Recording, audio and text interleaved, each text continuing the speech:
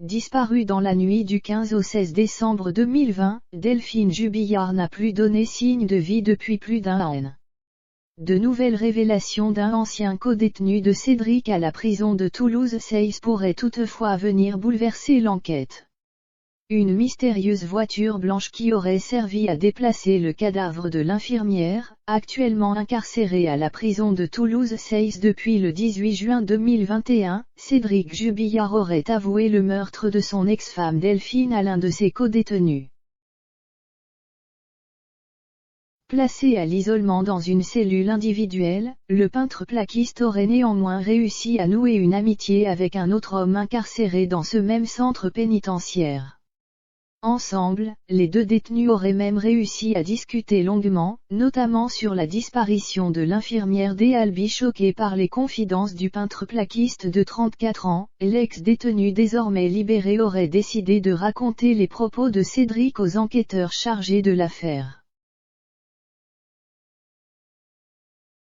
Selon lui, le papa de Louis et d'Elia aurait tué l'infirmière de 33 ans et aurait enterré son corps dans une exploitation agricole qui a brûlé, située à 2 km de son domicile de Cagnac-les-Mines.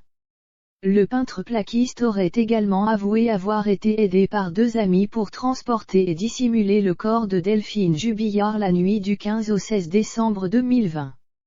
Lors de leurs échanges, Cédric aurait par ailleurs évoqué l'utilisation d'une voiture blanche pour déplacer le corps de l'infirmière. Fait étrange, la voiture appartenant à Delphine est effectivement une Peugeot 207 de couleur blanche. Très vite, ce véhicule avait déjà attiré l'attention des enquêteurs car elle était garée de manière inhabituelle au moment des faits. De plus, les gendarmes avaient retrouvé de la buée sur les vitres et une fenêtre côté conducteur ouverte en plein mois de décembre. Un détail qui aurait pu incriminer Cédric Jubillard, dont les gendarmes servis de cette voiture pour déplacer le corps de son épouse la nuit de sa disparition. À l'époque, pour l'avocat de Cédric, maître Jean-Baptiste Allary, cette piste n'était tout simplement pas sérieuse. Cette histoire de stationnement n'est pas sérieuse. Il y a une multitude de raisons pour que la voiture ait été garée dans un autre sens que d'habitude, si c'est le cas, confia-t-il, avant de donner les résultats des analyses ADN du véhicule. Qui plus est, rien n'a été trouvé d'intéressant dans cette voiture.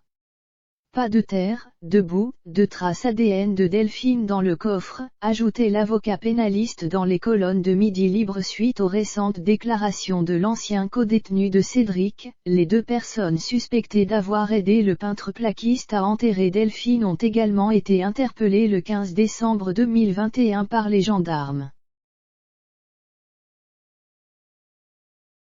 Ils sont finalement ressortis libres à l'issue de leurs auditions et aucune charge ne pèse contre eux pour le moment. Leurs véhicules respectifs ont toutefois été saisis par la justice afin de détecter une trace éventuelle de la présence de Delphine.